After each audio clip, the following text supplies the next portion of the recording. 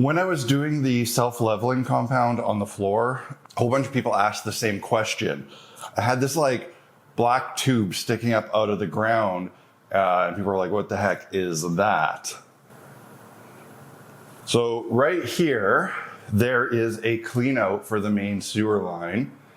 All the house lines come into it here, and that goes out towards the street. This can be opened so that if you get like tree roots in the sewer line, which is common in my neighborhood, it can be cleaned out.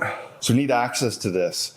There used to be a metal lid here, but that would obviously sit way too low now because I've built up the floor like an inch here. So that tube you saw was actually just a piece of black rubber that I had made a sort of dam with so that this didn't fill with concrete. But now I have to put a lid back on here. This one is now too small because the thickness of the material for the dam. So I decided to actually just like 3D print something. I got a little stopper here and then this. It's a little bit tight. I could probably pound it in, but I'm gonna sand it a little bit. This is the kind of thing that needs to be accessible, but doesn't need to be necessarily the most easy to open. You know, once a decade or whatever, you might need to pop it open. This is a 3D printed lid I made. I'm just gonna slightly taper it. Oh, there's no battery. That works better with a battery.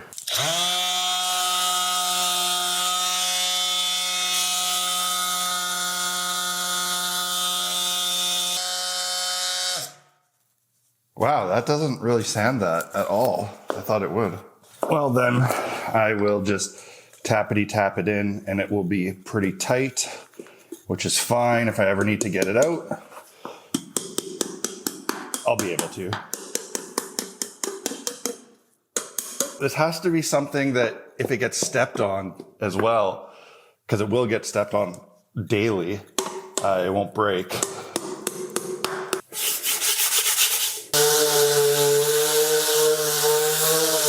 It's a little bit ugly right here, so I am gonna seal it up with some caulking. This can just be cut if needed.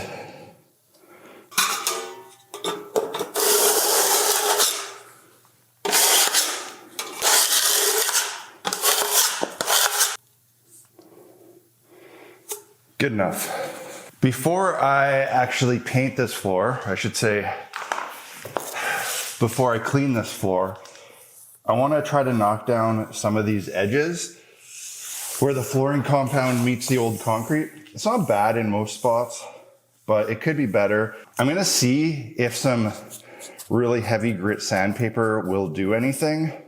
If it does, I will do this. And if it doesn't, I'm not going to take a grinder to it because I don't want to go out and buy the right cutting disc for that.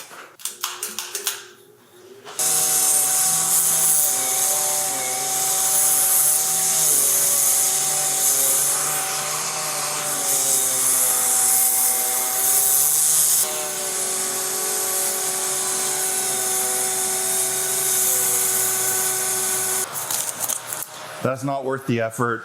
It doesn't do much at all. So whatever, it is what it is. I don't really care that much. My whole goal with pouring that floor was to make it flat, not to make it pretty.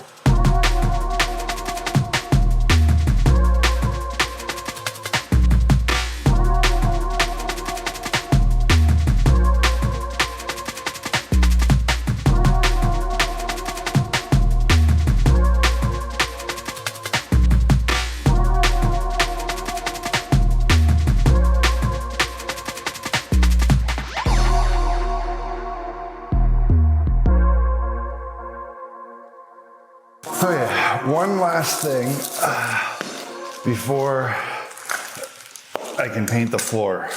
I got a couple more hairline cracks that I need to epoxy.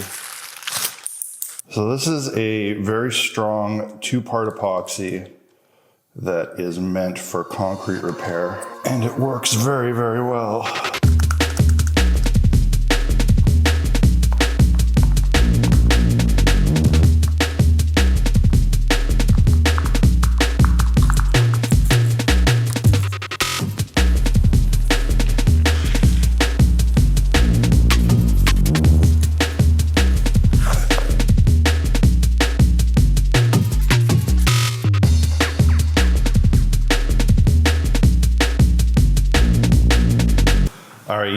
that I really want to get paint on this. And I know you want to see paint get on this, but this epoxy has taken a little too long to cure. So I don't think I'm going to be able to get to it today. I don't want to take the risk of putting it on while that epoxy is still curing. Who knows what problems it could cause.